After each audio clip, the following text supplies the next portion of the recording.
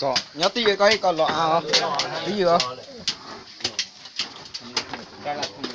chắc không có cho sinh lành à. Cứ tới tới số cao lồng chảo. Nhà mình vô là tụt tư hả? Đó thì nó thông qua tụt lúa hết cậu chỉ hài đó. Vô nên xin cài à. Đây xin cài ổ. Này cài cho trò. Chắc can được can thì cái chiến lược của cái can nào? Đây giờ, nhà mình đi à? Nó nè. Vừa lùa gì thì can nào? Nó là đây không mặn thì tụi khác coi dòng thông gạo tụi chuồn na. Dòng thông gạo tụi chuồn na. Đâu tao không mặn ha ông. Tôi bỏ đặt nó chỉ vô tao cho nó nè. Sao nó cứ mua đường dài không là. Lá đỏ hai tia, chắc nó là hay. Thì sư, giờ từ bỏ mà cao một tô lá đỏ cho một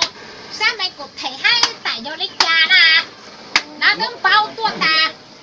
Nó chạy chót nó em bỏ hơi chứ là tô lá sau. Anh chạy giá hiển lên lên liền. Mua tại không mua mà ông cao một tô đá ông mua cho nọ còn đòi trong vua. Ôn tao có lá ký đồ lục kiện đồ lù hết mà hai cái hài mà nó mua chay mà sao là mua mà cô dòng nào mà nó kia chung rảnh đi thì còn đòi dọn lù hết lâu cứ cả cũng bỏ ra chứ là tỏ sâu nè chẳng là đang bỏ kiện dầu tua hết không mà cho của thằng lùm bữa lo tiệt tiêu bét thiền đâu cho của thằng tiền mà là vô không mà cho của là thằng lùm xí là cho may mắn thế mà vô xí à để mà vô xí ít bùa vậy bùa cái cắn độc rồi cái gì mà cho của thằng tiền một thực tiền mà là vô chứ còn mà lạ thái là này cái thằng non cho để cho của thằng lùm xí mà ôi vô nó chỉ cái thằng cho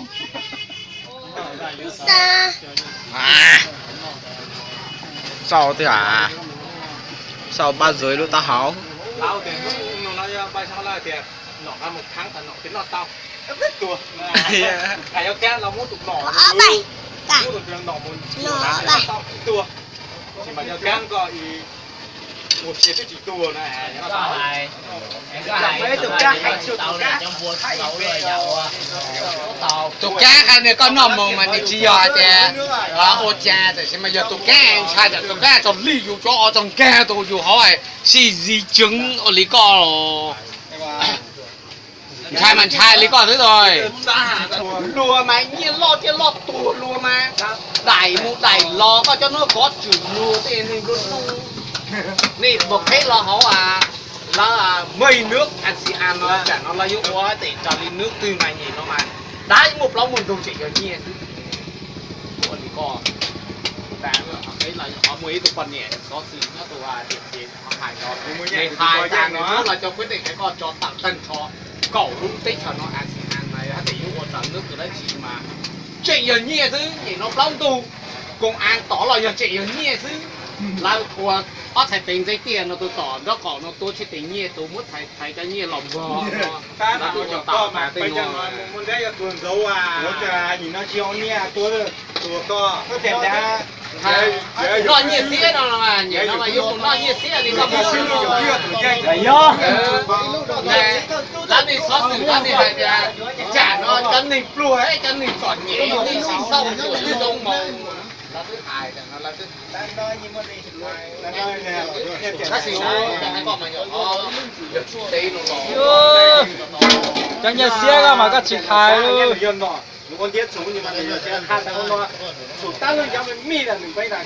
cái nhiệt tiêu nó tiêu Việt Nam tiêu nó bóng tuổi này tiêu nọ tiền nọ nó cho có là đồ không có sát tiêu cả hả bùa nó lọt tiệt tiêu cái nguồn khẩu chi số là yêu thứ hai là cái nhiệt xe của Việt Nam nói là lên bảo lên một chi số hàng đó chụp nó ha Một thảo áp là hà lắm. Giờ cái nó nhà xe là đây nè đây là đặt là cú chi tiền nhất chiอยู่chúng mua chi muốn nhận mua từ lúc tăng nó là cũng xa hết cái tàn này là mà cùng đúng nó gọi người ta cái kia hết cái tàn này là không xa được sọt ra là cú chạy ăn chỉ đây rồi từ từ mua nhà ta mà mà tụi thấy có chỉ thuộc lá thuộc đồ nhẹ thì tao cảnh xía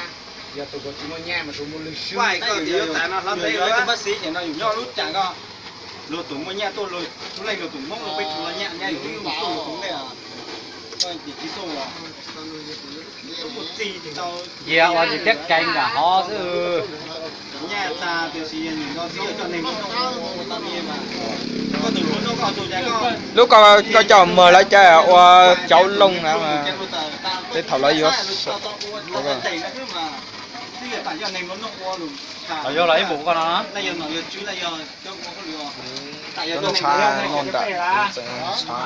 nhẹ mà của ta cảnh xía của vậy cha mua nhà chạy một tôi xa nó chạy nhớ dọn chạy dọn được tôi một cái mua nhà chạy luôn chỉ tao sushi mà sushi chả nó chả nó có muốn nhẹ có một món còn tròn lúng về lú tiền lú hà đã u chỉ ta nó chỉ ta nó bắt lấy nó lúc không đi nhận giải đóng